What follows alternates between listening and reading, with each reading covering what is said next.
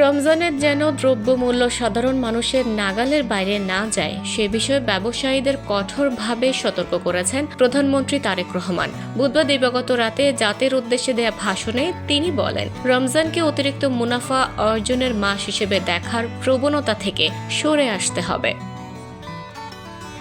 আত্মশুদ্ধির মর্মার্থ উপলব্ধি করা গেলে এই মাসে মানুষের ভোগান্তি বাড়ার কথা নয়।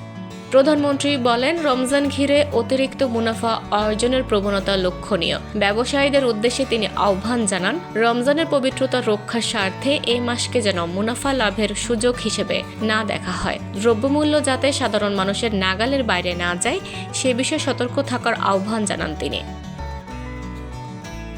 ভাষণে প্রধানমন্ত্রী বলেন, একটি মাফিয়া সিন্ডিকেটের পতন ঘটিয়ে জনগণের অধিকার প্রতিষ্ঠার অঙ্গীকার নিয়েই সরকার দায়িত্ব গ্রহণ করেছে।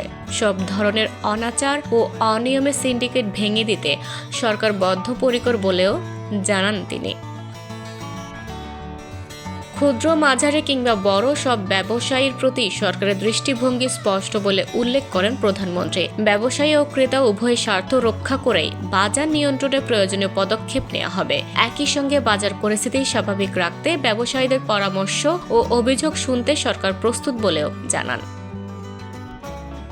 রমজানকে সামনে রেখে বাজার পরিস্থিতি স্থিতিশীল রাখতে সরকারের এই আহ্বান কতটা কার্যকর হয় সেটি এখন দেখার বিষয়। ডেস্ক রিপোর্ট, দৈনিক দৃষ্টি।